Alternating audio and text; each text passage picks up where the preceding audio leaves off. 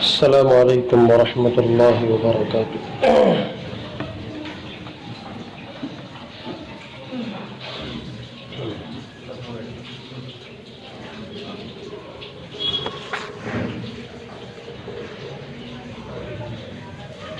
الحمد للہ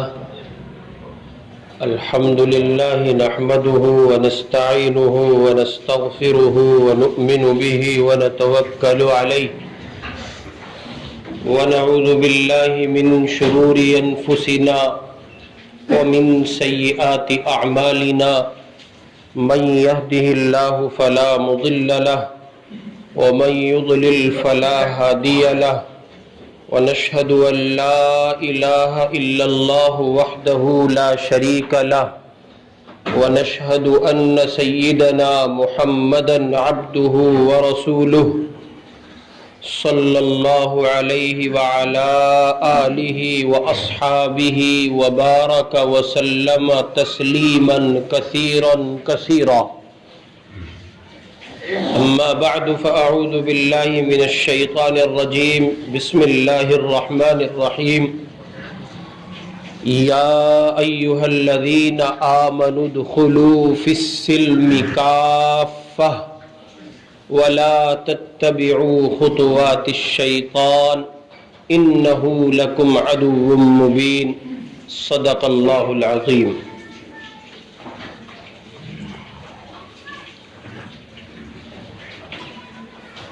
ہمارے معاشرے میں اللہ کے وہ بندے جو حالات و مسائل سے دوچار ہوتے ہیں یا کسی پریشان کن گھڑی میں وہ اپنے آپ کو تنہا پاتے ہیں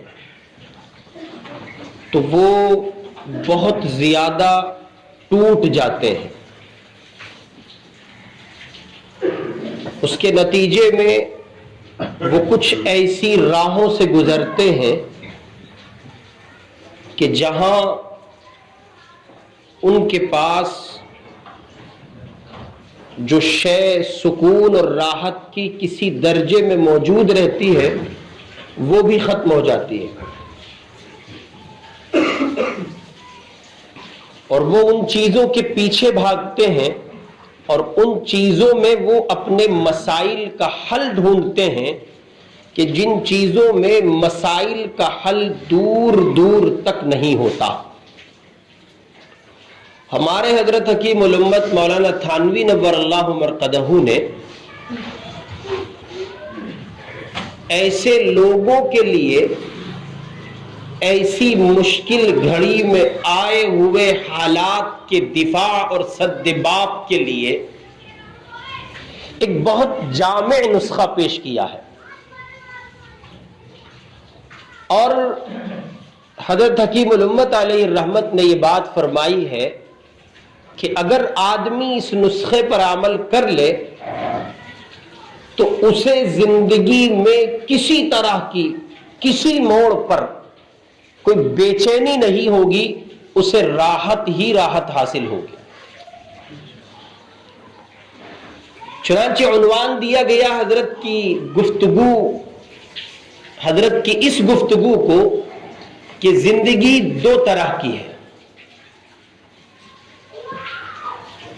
ایک تجویز کی زندگی ہے، ایک تفویض کی زندگی ہے. ایک وہ زندگی ہے جسے میں اور آپ سلیکٹ کر رہے ہیں. ایک زندگی وہ ہے جس کا خاکہ، جس کے دائرے اور جس کے لیے رول ماڈل میں اور آپ طے کر رہے ہیں. ایک وہ زندگی ہے جس کے لیے دن رات تانے بانے اپنے ذہن و گمان سے میں اور آپ تیار کر رہے ہیں. اسے کہتے ہیں تجویز کی زندگی. کائے کی زندگی؟ تجویز کی زندگی. ایک دوسری زندگی ہے، وہ یہ کہ اللہ نے ہمارے لیے جو طے کیا ہے وہ بہتر ہے. اللہ جو چاہیں گے وہ ملے گا. اللہ کے کرنے سے ہوگا، یعنی اپنے معاملات کو اللہ کے حوالے کر دینا، یہ ہے تفویض کی زندگی۔ کائے کی زندگی؟ تفویض کی زندگی۔ تجویز والی زندگی اختیار کرنے کے نتیجے میں سوائے درد سری کے کوئی دوسری شے حاصل نہیں ہوتی ہے، روتے رہو۔ کیوں؟ اس لیے کہ دنیا کا ہر انسان یہ چاہتا ہے، کیا میری ایسی گاڑی ہو، میرا ایسا مکان ہو، میرا ایسا اتنا بڑا منصب ہو، میرے پاس اتنی دولت ہو، مجھے دیکھ کر لوگ کھڑے ہو جائیں، سلام کریں، ریپوٹیشن میں اضافہ ہو، سماج میں باعزت سمجھا جاؤں، میرے لیے یہ بھی ہو، یہ بھی ہو، یہ بھی ہو، یہ بھی ہو، یہ بھی ہو، یہ بھی ہو۔ یہ کیا ہے؟ تجویز ہے۔ آپ خود اپنے لیے سلیکٹ کر رہے ہیں، اپنے لیے آپ از خود منتخب فرما رہے ہیں۔ تو یہ جو اپنی منتخب کردہ لائف ہے، اپنی منتخب کردہ زندگی ہے، اس کو تجویز کی زندگی کہا گیا ہے۔ آپ چن رہے ہیں، اور ظاہر ہے کہ جب آدمی اپنے لیے یہ سب کچھ چنتا ہے نا، اس وقت وہ تقدیر کے نظام کو علیحدہ کر دیتا ہے۔ یہ اس کی اپنی دنیاوی تدبیر سے جڑے ہوئے خاکے ہوتے ہیں۔ مثال کے طور پر اس نے یہ سمجھا کہ میرے پاس گاڑی ہونی چاہیے اور اچھی گاڑی ہونی چاہیے، تو اس کی یافت کے لیے، اس کے حصول کے لیے جو چیزیں بنیادی طور پر ضروری ہیں، اس کا نام ہے لکشمی۔ کیا نام ہے اس کا؟ پیسہ ہے نا۔ اب پیسہ لائے، کہاں سے لائے؟ ایسے اسباب نہیں ہے کہ وہ 2.5 3 4 5 7 9 10 لاکھ روپے لائے۔ اچھا، چھوٹی گاڑی تو کسی کو پسند بھی نہیں آتی، چھوٹی گاڑی پسند نہیں آتی، جو لیتے ہیں وہ مجبوری کے نام پہ لیتے ہیں، اتنا ہے نہیں اور ضرورت ہے، تو اس لیے وہ سمجھوتا کرتے ہیں، اور سمجھوتا کر کے چھوٹی گاڑی اپنے لیے منتخب کرتے ہیں جو ان کے اپنے بجٹ میں آ رہی ہوتی ہے۔ تو اس بندے نے یہ طے کیا کہ میری اپنی گاڑی ہو، تو اس کے لیے پیسہ چاہیے، اور پیسہ اس کے پاس نہیں ہے۔ نتیجے میں یہ تدبیر کرتا ہے، اور تدبیر اگر کارگر ہو گئی تو گاڑی ملے گی، گارنٹی کچھ نہیں ہے، اور اگر تدبیر کارگر نہ ہوئی تو پھر ایک اور تدبیر کرے گا، ایک اور کرے گا، بالآخر اگر یہ دیندار ہے تو حلال راستے پر کچھ تدبیریں کر گزرے گا، اور اگر یہ بندہ دیندار نہیں ہے، اور مان لیجئے کہ دیندار بھی تھا ہے، تو یہ کچھ ایک وقت تک، ایک لمیٹڈ وقت تک یہ بندہ حلال تدبیریں اختیار کرے گا، بالآخر حلال تدبیروں کے نتیجے میں اپنی منتخب کردہ تجویز کی زندگی میں گاڑی کی وصول اور حصول یابی کے لیے اب جب یہ اپنے آپ کو ناکام ہوتا ہوا پائے گا، اب یہ راہ فرار اختیار کرے گا حلال سے، اور قدم رکھے گا حرام کی دنیا میں۔ اس کے مختلف راستے ہیں، یا چوری کرے گا، یا ڈکیتی ڈالے گا، یا پھروتی مانگے گا، یا سماج میں بھائیوں کا سہارا لے گا۔ سمجھ رہے نا، بھائی، چچا، یہ سب چلتے ہیں سماج میں۔ وہ بڑا اچھا جملہ معاشرے میں بولا گیا، اللہ جس نے دیا ہوگا بڑا ذہین آدمی ہوگا، غریب کی لگائی سب کی جورو، اور امیر کی لگائی سب کی بھابھی۔ عجیب بات ہے، جس کے پاس طاقت ہے اسے آٹومیٹکلی دیکھ کے دور سے، میں تو آپ کو بہت یاد کر رہا تھا، اور جیسے ہی انہوں نے پیٹ پھیری، سبحان اللہ، بڑی پیاری پیاری گالیوں سے نواز رہا ہے اسے۔ یہ معاشرہ ہے ہمارا۔ تو یہ جو اس نے اپنی منتخب کردہ لائف کے لیے جو خاکے سجائے ہیں نا، جو قمقمے جلائے ہوئے ہیں، ان کے لیے حلال تدبیریں اختیار کرے گا اگر دینی شعور ہوگا، اور اگر وہ شعور مر گیا تو پھر حرام راستے۔ چنانچہ اس وقت پوری دنیا میں جو ایک بدترین صورتحال واقع ہے، اور ہر انسان اپنے آپ کو بڑا بنانا چاہتا ہے. ہر شخص دولت کی ہوس کا شکار ہے، دولت کا پجاری ہے. ہر بندے کو منصب چاہیے، ہر انسان طاقتور ہونا چاہتا ہے، ہر ایک اپنے ایٹیٹیوڈ کو آزمانا چاہتا ہے، اپنی ریپوٹیشن کو بڑھانا چاہتا ہے، وہ دیکھنا چاہتا ہے کہ وہ کتنے پانی میں ہے. دراصل اس کی وجہ یہ ہے کہ وہ اپنے لیے تجویز کی لائف منتخب کیے ہوئے ہیں. میرے لیے یہ ہو، میں کوئی یہاں کا آدمی ہوں، میں وہاں کا آدمی ہوں، لہذا مجھے وہاں دکھنا چاہیے. اب اس کے لیے دوڑ دھوپ ہے، محنتیں ہیں، کوششیں ہیں، جد و جہد ہے. اور ظاہر ہے کہ سب کے ہاتھ کامیابی نہیں لگتی ہے، سب کے ہاتھ. روایت سنیں، حضور پاک علیہ السلام نے فرمایا، حدیث قدسی، پریشان رہنے والوں سنو. حدیث قدسی، میرے آقا کہتے ہیں کہ اللہ تعالیٰ نے خود فرمایا، میرے بعض بندے ایسے ہیں جنہیں غریب رکھنا ضروری ہے. قصہ تمام کر دیا اللہ نے، جنہیں غریب رکھنا ضروری ہے. وجہ کیا ہے؟ اللہ فرماتے ہیں میں انہیں مال نہیں دے سکتا، اگر میں نے انہیں مال دے دیا تو وہ مجھے بھی چھوڑ دیں گے اور اپنا ایمان بھی گنوا بیٹھیں گے. لہذا میں ان کو اپنے سے جوڑے رکھنے اور ان کے ایمان کی حفاظت کی وجہ سے انہیں مال نہیں دیتا.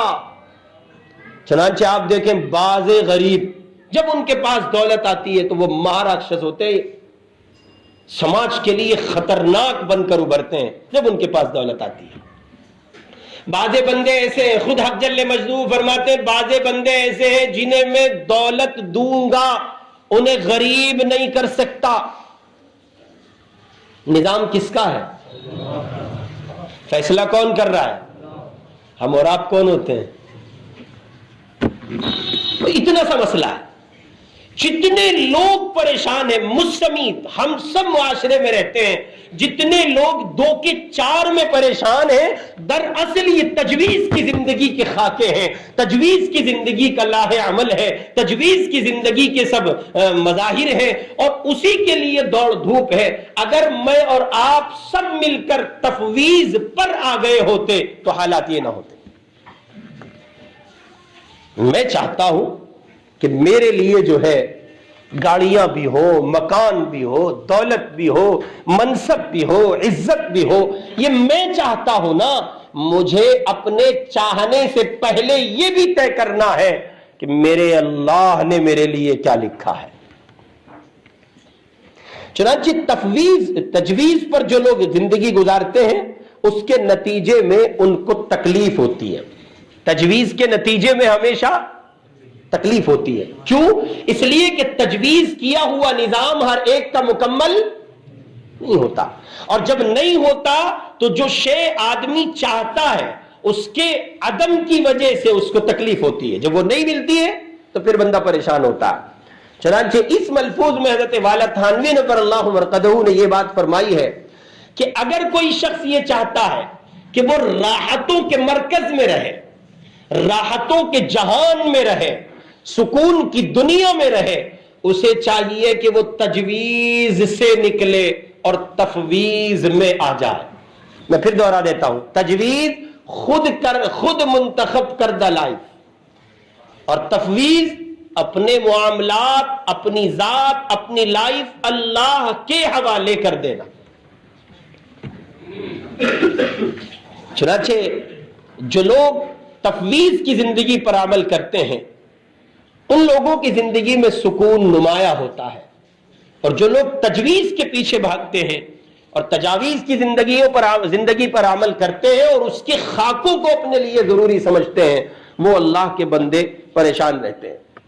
چنانچہ حضرت تھانوی رحمۃ اللہ علیہ فرماتے ہیں کہ تجویز کا مطلب یہ کہ اپنی طرف سے آدمی طے کر لے. میں نے ابھی اشارہ دیا کہ معاملہ اس طرح ہونا چاہیے.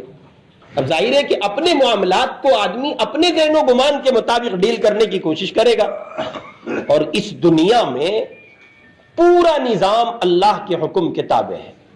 اس دنیا ہی میں نہیں، جتنے جہان ہو سکتے ہیں وہاں سب کے سب جہانوں میں راج کس کا چلتا ہے؟ اللہ کا چلتا ہے. لہذا فیصلے کس کے ہوں گے؟ فیصلے اللہ کے ہوں گے. جب آدمی کو تجویز کیا ہوا نہیں ملتا تو تکلیف ہوتی ہے. اس لیے ہمارے بزرگوں نے، اللہ کے نیک بندوں نے یہ ایک جامع ترین نسخہ سمجھایا ہے کہ بھائی تجویز سے نکلو، تفویض میں آ جاؤ. یہ جو زندگی دو طرح کی ہے، ایک تجویز والی زندگی ہے، ایک تفویض والی زندگی ہے. تو اس تجویز والی سے نکل کر تفویض والی میں آ جاؤ. کیوں؟ اس لیے کہ اگر تمہارا چاہا مکمل نہیں ہوا اور تم نے اپنے معاملات کو اللہ کے حوالے کر دیا ہے تو پھر تمہیں تکلیف نہیں ہوگی. اور اگر ایسا نہیں کریں گے تو اس کے لیے بہرحال کیا کچھ بیان کیا جائے. ہر شخص کی حالت زار ہے، ہر بندہ رو رہا ہے. جہاں تک تعلق ہے، لوگ کہتے ہیں کہ صاحب اب حالات انتہائی نازک ہیں، پیسہ نہیں ہے، دولت نہیں ہے اور مشکلات کھڑی ہیں. اس پر بھی جائزہ لینے کی ضرورت ہے، اس پر بھی غور کرنے کی ضرورت ہے کہ جن چیزوں کا ہم شکوہ کرتے ہیں وہ چیزیں ہماری ضرورت سے جڑی ہوئی ہیں یا ان چیزوں کا تعلق ہماری چاہت سے ہے. ظاہر ہے کہ چاہتیں سب کی پوری، ہر خواہش کبھی کسی کی پوری نہیں ہوگی. آپ لا کے دکھائیں کوئی آدمی ایسا. ہر آدمی منالی نہیں جائے گا ہے جی. سلمپور میں ایسے ایسے بے وقوف ہیں منالی جائیں گے، پاگلوں کی طرح حرکت کریں گے، برف برف، اور پھر ویڈیو وائرل ہوگی. یہی کہا ہے وہ نمونہ. تمہارے چوہان مانگری میں مل سکتے ہیں ایسے کیس سیمپل کے طور پر. عجیب جہالت ہے، عجیب حماقت ہے، عجیب پاگل پن ہے. یعنی آپ کسی ہل اسٹیشن گئے ہیں، آپ سیر و سپاٹ کے لیے گئے ہیں، آپ اپنی طبیعت کی نشاط کے لیے کہیں پہنچے ہیں، تو اس کا مطلب یہ تو نہیں نا کہ آپ ایسی حرکتیں انجام دیں جس کے نتیجے میں آپ کا تمسخر ہو، آپ کی سنجیدگی کو بٹا لگے، آپ کا مذاق بنایا جائے اور دنیا آپ کو دیکھ کر کہے یہ معیاری درجے کے پاگل ہیں. ایسا لگتا ہے کسی نے ان کو منالی میں لا کے چھوڑا ہے، یہ اس دنیا کے آدمی نہیں تھے، اتنے خوشنما مناظر دیکھ کے پاگل ہو گئے. کیا کہیں گے ایسے لوگوں کو؟ ارے بھائی منالی گئے ہو نا. جب تم منالی جیسی جگہ جا کر ایسا پاگل پن سوار کر سکتے ہو، پھر اس رب کی جنت کے بارے میں تمہارا کیا خیال ہے جس رب کی جنت کے لیے رب نے کہا ہے کسی کے دل پر، کسی کے گمان میں، کسی کے دماغ میں اس جنت کی بنائی اشیاء کے خیالات تک نہیں آ سکے ہیں. تو آپ تو پتہ چلا یہاں نہیں سما پا رہے ہیں. یہ دنیا کی خوبصورتی، دنیا کا جو نظام ہے، اسی کی خوبصورتی میں آپ پاگل ہو رہے ہیں. چل برف، کیا ہو گیا؟ برف نہیں ملا تجھے؟ زندگی میں برف نہیں دیکھا؟ بے وقوف آدمی. حضرت مولانا خلیل الرحمان صاحب سجاد نعمانی، اس پر تعجب نہیں ہے کہ اس آدمی نے یہ حرکت کی ہے، تعجب اس پر ہے کہ اس بے وقوف کو چہرے پہ داڑھی ہے، چہرے پہ سنت سجی ہے، دنیا دیکھے گی. پھر اس سے بڑی حماقت یہ کرتے ہیں کمبخت کہیں کے، فوٹوز کھچاتے ہیں، ویڈیوز بناتے ہیں، مزید گناہ کی نمائش کرتے ہیں. ان الذين يحبون ان تشيع الفاحشة في الذين آمنوا لهم عذاب أليم في الدنيا والآخرة. گناہ کی نمائش یعنی یہ کم تھا کہ آپ نے جرم کیا اور اللہ نے اس کو چھپا لیا. اس پر آپ کو خیال نہیں آ رہا کہ رب نے آپ کا راز ظاہر نہیں ہونے دیا. پاگلوں کی دنیا ہے، اسٹیٹس پر لگاتے ہیں، فیس بک پر ویڈیو جو ہے وائرل ہو رہی ہے، فیس بک پر ڈال دیتے ہیں، دنیا کو دکھاتے ہیں دیکھو ہم کتنے بڑے مجرم ہیں، ہم اللہ سے بھی نہیں ڈرتے ہیں اور اللہ کے بندوں کا بھی لحاظ ہم نہیں کرتے ہیں. آپ گئے ہیں، جانے میں برائی نہیں ہے، گھومنے میں برائی نہیں ہے، جا رہے ہیں جائیے. یہ عجیب پاگل پن چلا، اپنے فوٹو اپنے اسٹیٹس پہ کیا دکھانا چاہ رہا تو میں تو آج تک اس سے سیٹسفائی نہیں ہو سکا. عجیب بات، اپنے فوٹو اپنے اسٹیٹس پہ، اپنا کام اپنے اسٹیٹس پہ، اپنی بڑائی اپنے اسٹیٹس پہ، اپنی چاہت. ابے بھائی تجھے اگر یہی کرنا ہے تو اور لوگ لگائیں، یہ ہے بڑائی کی بات. تیرے فوٹوز، تیرا کام، تیرا مقام، تیری پوزیشن دوسرے لوگوں کے اسٹیٹس پر لگا ہو، یہ ہے کمال کی بات. اپنے منہ، یاد ہے جملہ، اپنے منہ مٹھو میاں بنے پھر رہے ہیں. تو ہمارے استاد محترم تھے، فارسی پڑھاتے ہوئے انہوں نے ایک مرتبہ گلستان سعدی ایک کتاب ہے، اس میں انہوں نے ایک جملہ کہا کہ فارسی میں جملہ ہم چو من دیگرے نیست، میرے جیسا کوئی دوسرا نہیں ہے، تو وہ اس کو بگاڑ کے پڑھتے تھے، کہتے تھے اس دور میں بندہ یہ ثابت کرتا ہے ہم چو من ڈنگرے نیست، مجھ سے بڑا کوئی ڈور نہیں ہے، یہی تو کر رہے ہیں۔ عجیب پاگل پن ہے، یہ حماقت نہیں ہے۔ ارے اللہ کے بندو، ایسی جگہوں پر جا کر تو تمہارے خیالات میں، تمہاری دل کی دنیا میں ایک صالح انقلاب برپا ہوتا کہ جس رب کا نظام یہ ہے کہ ابھی چند کلومیٹر پہلے پر برف کا نام و نشان نہیں ہے، ابھی چند کلومیٹر پہلے پر گرمی پڑ رہی ہے، یا چند کلومیٹر کے بعد موسم کچھ اور کہتا ہے اور یہاں کچھ اور کہتا ہے، تو آپ کے ایمان و عمل میں اضافہ ہوتا، آپ کے تقوی میں اضافہ ہوتا، آپ کی للہیت میں اضافہ ہوتا، آپ رب کے حضور سر بسجود ہو جاتے۔ اللہ آپ کی قدرت ہے، آپ ہی کی قدرت ہے کہ یہ دنیا کا نظام آپ کے حکم کے بغیر نہیں چل سکتا۔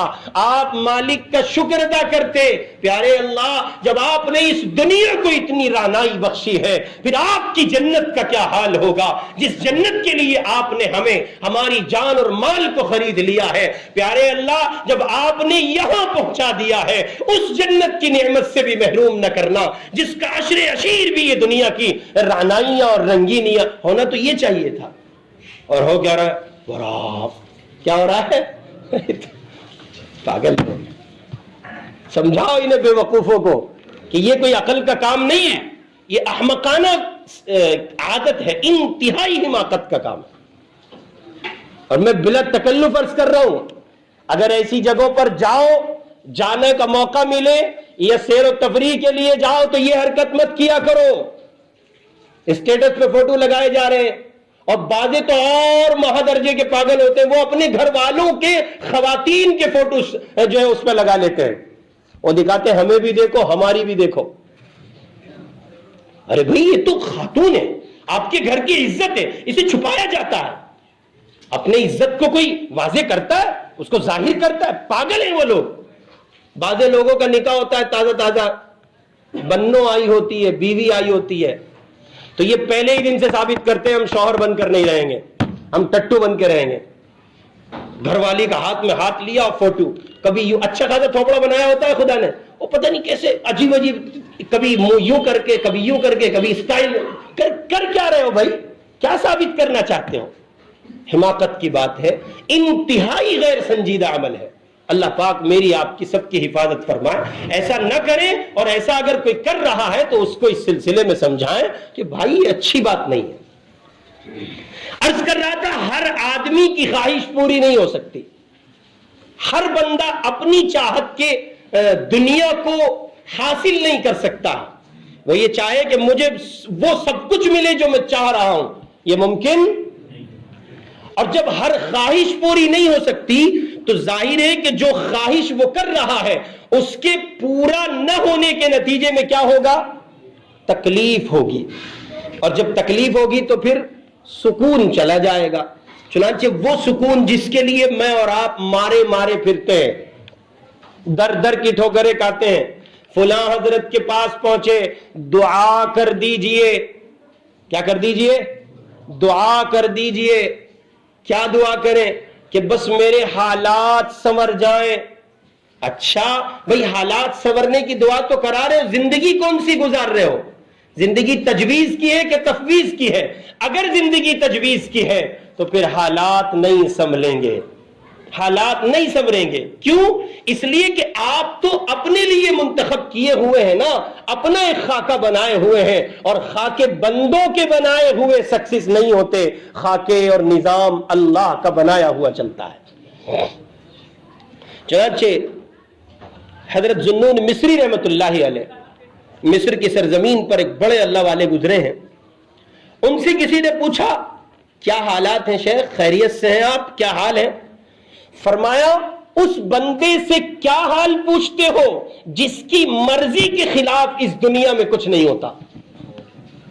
جملے پہ غور کرنا، میں دوبارہ نوٹ کر رہا ہوں۔ اس نے کہا کیسے مزاج ہے، کیا حال احوال ہے؟ فرمایا اس سے کیا پوچھتے ہو جس کی مرضی کے خلاف اس زمین پر کچھ نہیں ہوتا۔ تو سامنے والے بندے نے اعتراض کیا، اعتراض کی بات تھی، اس نے کہا یہ کیسے پوسیبل ہے کہ آپ کی مرضی کے خلاف کوئی کام نہ ہو، یہ تو بڑے بڑے پیغمبروں کو حاصل نہیں ہوتا۔ آپ نے فرمایا پیارے جواب میں جلدی کر رہے ہو، جواب میں جلدی کر رہے ہو، اس لیے جلدی نہیں کرو، پہلے سن لو۔ تو حضرت نے اگلی بات ارشاد فرمائی، فرمایا اصل میں نے اپنی مرضی کو اللہ کی مرضی میں فنا کر دیا ہے، لہذا میری مرضی کے خلاف زمین پر کوئی کام نہیں ہوتا۔ جب میں اپنی مرضی کو اللہ کی مرضی میں فنا کر چکا ہوں، اب جو کچھ ہوتا ہے میں کہتا ہوں میرے اللہ کو یہی تکلیف کس کو ہوتی ہے؟ تکلیف اس کو ہوتی ہے جس کی مرضی کے خلاف چلتا ہے مسئلہ۔ اتنے سارے نوجوان بیٹھے ہیں، میری شادی فلاں جگہ ہو جائے، ہر ایک کو اپنی پسند کی چاہیے نا بھائی۔ حضرت میں بہت پیار کرتا ہوں، ہاں سبحان اللہ۔ ابھی آیا پچھلے 5-7 دن پہلے ایک عاشق، حضرت میں رہ نہیں سکتا۔ میں نے بھائی مر جاؤ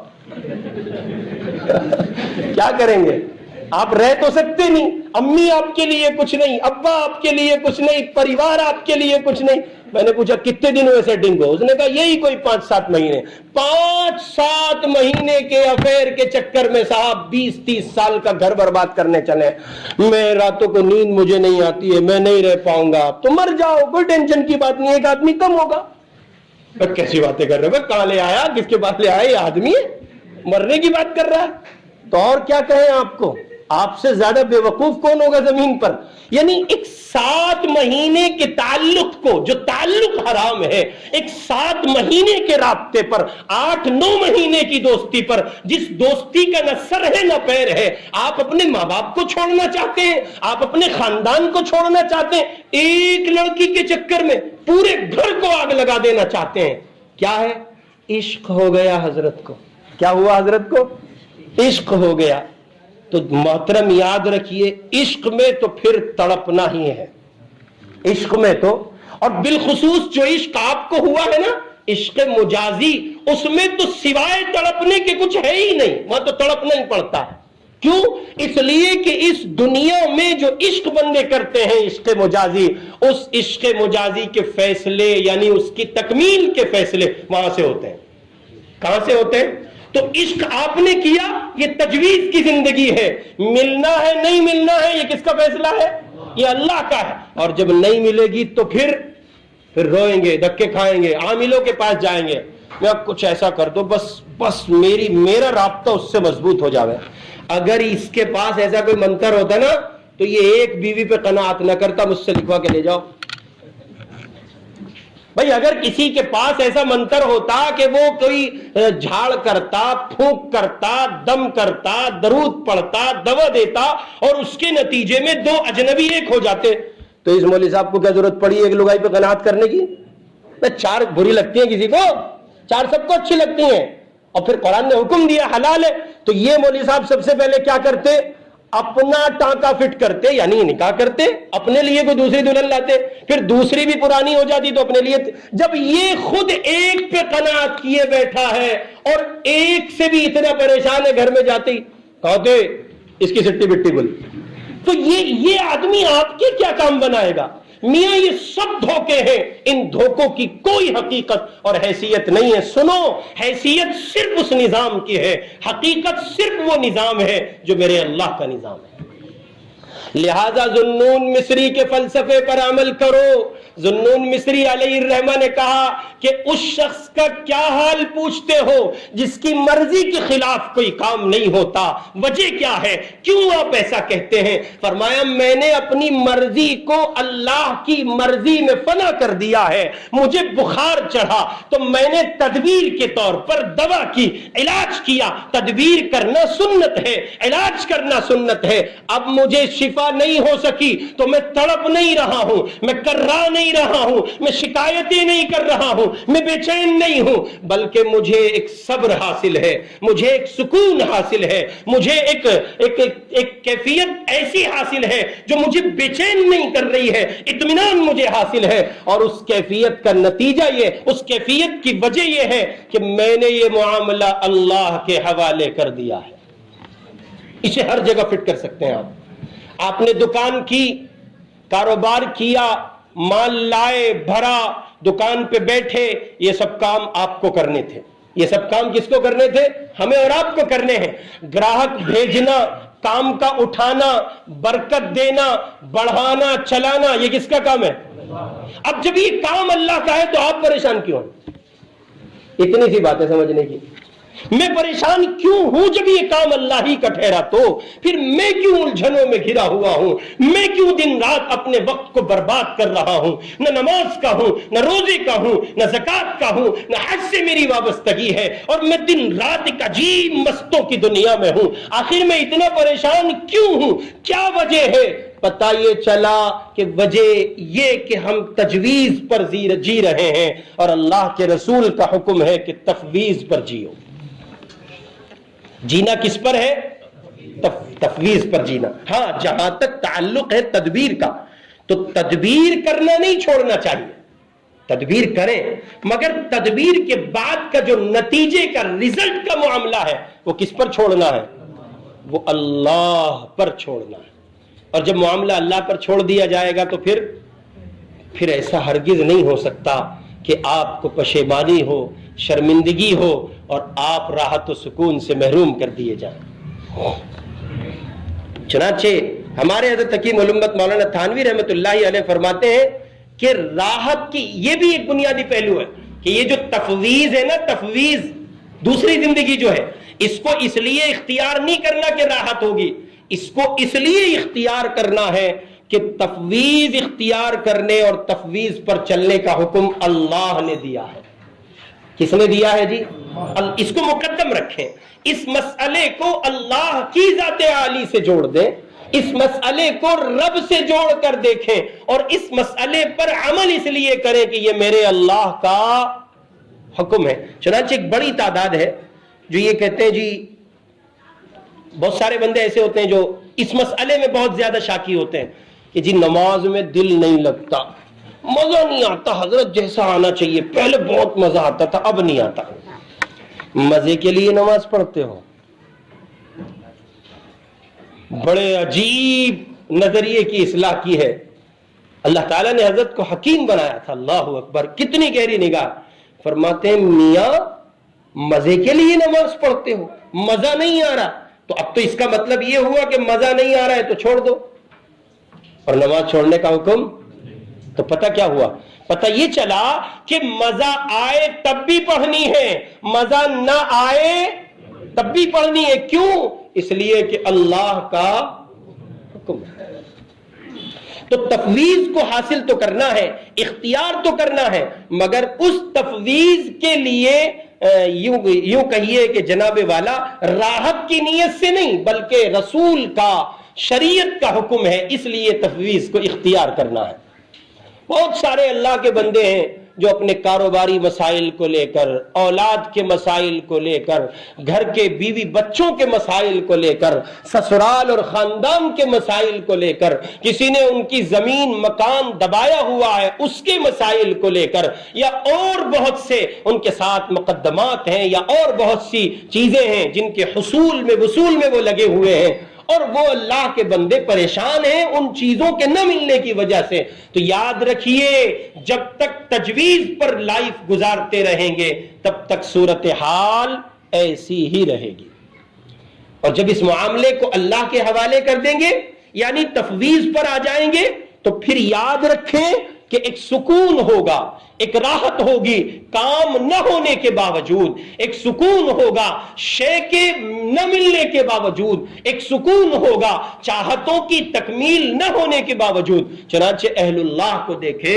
اللہ کے نیک بندوں کو دیکھے کہ ان کو باوجود اس کے کہ ان کو پریشانیاں ہوتی، ایسا نہیں کہ اللہ کے دیوانے اور برگزیدہ بندوں کو پریشانی نہیں ہوتی، نہیں، ان کو بھی ہوتی ہیں، مگر وہ اللہ کے بندے اس پریشانی کے معاملے کو چونکہ اللہ پر چھوڑے ہوئے ہوتے ہیں، پوری زندگی وہ اللہ کے حوالے کر چکے ہوتے ہیں، اس لیے اس پریشانی کے نتیجے میں ان کو تکلیف نہیں ہوتی ہے۔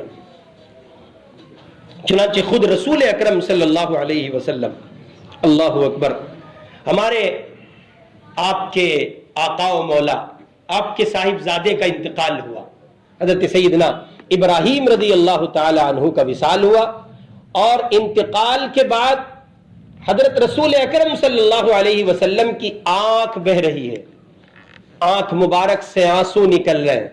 ذرا توجہ فرما لیں، آنکھ مبارک سے. صحابہ کہتے ہیں یا رسول اللہ آپ بھی رو رہے ہیں؟ فرمایا ہاں، یہ رونا تو فطری ہے، یہ رونا تو فطری ہے، مگر ہم معاملے کو اللہ کے حوالے کرتے ہیں، اللہ کو یہی اس پر آنے کی ضرورت ہے. پھر دیکھیں آپ، کام نہیں ہوگا سکون ہوگا، حالات نہیں سنبھلے سکون موجود ہے، الجھنیں باقی ہیں مگر سکون ہے. یہ جو راتوں کو نیند نہ آنے کا فلسفہ ہے، حضرت حضرت حضرت کچھ کر دیجئے، میں تو ایسا پڑا ہوا چھت دیکھتا رہتا ہوں. اچھا عجیب بات ہے، لوگ کہتے ہیں جی نیند نہیں آتی. میں نے کہا جی کرتے کیا ہو نیند کے لیے؟ کہ جی بس حضرت کیا کروں، موبائل دیکھتا رہتا ہوں. سبحان اللہ، کتنے قابل لوگ ہیں، انہیں تو آکسفورڈ یونیورسٹی میں پروفیسر ہونا چاہیے تھا. اتنے قابل آدمی ہیں، نیند نہیں آ رہی ہے، بس کیا کروں حضرت موبائل دیکھتا رہتا ہوں. اچھا کام بھی نہیں ہے، اچھا کام بھی نہیں ہے، پھر کام کے لیے کرتے کیا ہو؟ بس حضرت کام وام نہیں ہے اس لیے گھر میں ہی پڑا رہتا ہوں. ابے بے وقوف آدمی، جب کام نہیں ہے تو کام کی تلاش میں نکل. وَابْتَغُوا مِن فَضْلِ اللَّهِ، یہ تو قرآن کہہ رہا ہے بھائی آپ نکلے نا، کوشش. میں جس پارٹی کے پاس جاتا ہوں وہ مجھے دھکیل دیتی ہے تو کیا ہوگا؟ تو کیا گھر میں بیٹھ جائیں گے؟ نہیں، ہم اس دنیا میں ہیں اس لیے کہ ہمیں ہر ایک اپنے مشن اور مقصد کے لیے کوششیں کرنی ہیں. اب اگر کہیں سے ناکامی ہاتھ لگی تو کیا گھر بیٹھیں گے؟ ہرگز نہیں، اس پر کوششیں ہوں گی، محنت ہوگی، جد و جہد کو باقی رکھا جائے گا. اس لیے میرے بھائی اس دو طرح کی زندگی کو سامنے رکھیں اور اس نسخے کو اپنی زندگی کے لیے لاہ عمل کے طور پر سامنے رکھیں، کبھی پریشانی نہیں ہوگی. میں نے عرض کیا زندگی دو طرح کی ہے. زندگی ایک تجویز کی زندگی، یعنی اپنے بنائے ہوئے خاکے، اپنی منتخب کردہ لائن، اپنا پرسنل نظام، جس میں میں یہ چاہتا ہوں گاڑی بھی ہو، جس میں میں یہ چاہتا ہوں بڑا گھر بھی ہو، جس میں میں یہ چاہتا ہوں میرا منصب بھی ہو، جس میں میں یہ چاہتا ہوں میرا وقار بھی ہو، جس میں میں یہ چاہتا ہوں کہ لوگ مجھے عزتیں بھی دیں اور میری رفعتیں ہوں اور میری بلندیاں سماج میں دکھائی جائیں، جس میں میں یہ چاہتا ہوں میں سب سے زیادہ مالدار ہوں، خاندان میں سب سے زیادہ با اثر و با رعب اور باوجاہت انسان بنا دیا جاؤں. لیکن یہ سب چاہتا کون ہے؟ میں چاہتا ہوں. کون چاہتا ہے؟ میں چاہتا ہوں. یہ کیا ہوا؟ یہ تجویز ہوگی. اور ایک دوسرا فلسفہ تفویض کا ہے، دوسری زندگی کہ میں نے اپنے اللہ کے حوالے کر دیا. میں چاہتا تو تھا کہ میرا مکان ہو، کوششیں بھی کی، جد و جہد بھی کی، حلال مال بھی کمایا، تدبیر بھی اختیار کی، لیکن میرا مکان نہیں ہو سکا تو میں اس بات میں بھی راضی ہوں. میں اس بات میں بھی راضی ہوں. میں بھی چاہتا تھا گاڑیاں ہو، منصب ہو، عہدہ ہو، طاقت ہو، باوجاہت بن کے رہوں، بارعب بن کے رہوں، باحیثیت بن کے رہوں. میں نے کوششیں کی، تدابیر اختیار کی، جد و جہد کی، دن رات لگا رہا، لیکن مجھے یہ حاصل نہیں ہو سکا. لہذا اب میں اپنے اللہ کے فیصلے میں راضی ہوں. نوجوانوں کے لیے ایک جملہ عرض کر رہا ہوں، سنیں. میں یہ چاہتا تھا کیا کہ میری اس سے شادی ہو جائے، میری وہی دلہن بنے، جس کو چاہتا تھا وہی مجھے مل جاتی، جو میری محبوبہ تھی وہی منکوہا ہو جاتی، جو میری معشوقہ تھی وہ میری لائف پارٹنر بن جاتی. میں نے یہ چاہا، رشتہ بھی بھیجا، گھر والوں کو بھی بھیجا، دباؤ بھی ڈلوایا، تدابیر بھی اختیار کی، اپنے آپ کو ایک ذمہ دار شخص کے طور پر بھی متعارف کرایا، لیکن یہ سب کچھ نہیں ہو سکا. اب جب یہ سب کچھ نہیں ہوا، کسی اور سے میرا نکاح ہوا ہے، تو میں اپنے اللہ کے بنائے نظام میں راضی ہوں. اور جب میں اللہ کے بنائے نظام میں راضی ہوں، عجیب بات ہے، حضرت حکیم اختر صاحب رحمۃ اللہ علیہ فرماتے تھے، جو تو میرا تو سب میرا، جو تو میرا، توجہ رکھے کہاں ہے؟ جو تو میرا تو سب میرا، فلک میرا زمین میری. اگر اللہ ہمارے ہیں تو پھر سب کچھ ہے. جو تو میرا تو سب میرا، فلک میرا زمین میری، اگر ایک تو نہیں میرا تو کوئی شے نہیں میری، پھر کچھ نہیں ہے۔ اس لیے اللہ کو پانے کی دوڑ دھوپ میں لگیں، اللہ کی محبت کے حصول میں لگیں، اللہ پر اپنی زندگی کے معاملات کو چھوڑ دیں۔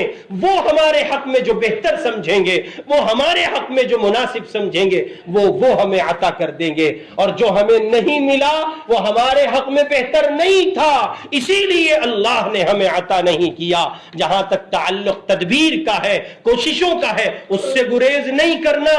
بیمار ہوں گے، دوائی لیں گے، پرہیز کریں گے، مگر اگر ٹھیک نہ ہوئے، اگر شفا نہ ہو سکی تو پھر ہم مطمئن ہیں، ہم راضی ہیں، ہم سکون میں ہیں۔ کیوں؟ شفا اللہ کے اختیار میں ہے، ہمارے اللہ جب چاہیں گے تب ہمیں شفا ہو جائے گی۔ اللہ تعالی ہمیں عمل کی توفیق نصیب فرمائے، تجویز سے نکل کر تفویض کے مطابق زندگی گزارنے کی توفیق عطا ہو۔ وآخر دعوانا ان الحمدللہ رب العالمین۔